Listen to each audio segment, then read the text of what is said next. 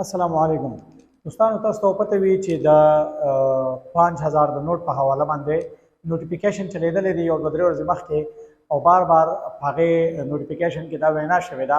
هغه باندې بیا ویډیوز هم جوړ شوي دي چې د 5000 نوٹ چې دی دا د 30 تاریخ نه مخکې چې دی 30 سپتمبر نه مخکې خپل لوټونه چې دي دا بینک ته اوسه او په بینک کې چینج کړي.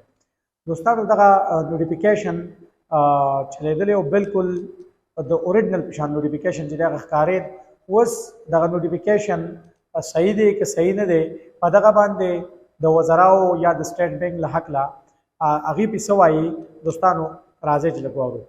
دوستانو دغه کوم نوټیفیکیشن چې شوی دی دغه بالکل تاسو چې وګورئ هغه نوټیفیکیشن بالکل اوریجنل ښکاري.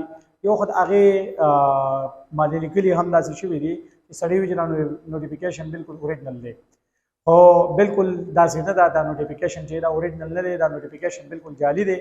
د مرتضی سولنګي لخوا کوم چې زمونږ وفاقي وزیر اطلاعات دی د هغه لخوا دا ویلي شوي دي چې چا هم داسې فیک نوټیفیکیشن جاری کړي دي او چا هم داسې نوټیفیکیشن چې دی هغه فیسبوک ته اپلوډ کړي دي یا هغې دا نوټیفیکیشن چلولی دي یا د هغې په دې کې کمپین کې حصه اخیستې ده چې دا نوټونه چې دا بندېږي او دا چې تاسو زر ته زر چینج کړئ. نو دغه خلکو ته به چې دی نو هغې وایي چې سخت سے سخت سزا میلاویږي.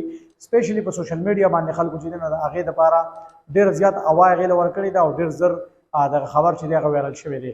نو دوستانو انتهایی احتیاط کوئ کله چې هم داسې قسمه نوټیفیکیشن راشي. د هغې دپاره ټویټر دی یا د سټیټ بینک خپل یو ټویټر اکاونټ دی په هغې باندې تاسو ګورئ. وزیر اطلاعات د هغې چې کوم اکاونټ دی هغه ګورئ. داسې نیوز چینل دي هغه ګورئ. نو کله چې د سوشل میډیا خبرې نو هغه دومره زر مه پیلوئ. د دغې خبرو نه چې دی نو ډېرې داسې خبرې وي چې هغه موږ پیلاو کړو او د هغې نه چې دی نو غټې غټې مسلې بیا جوړې شي. نو دا یو شارټ غوندې پیغام و.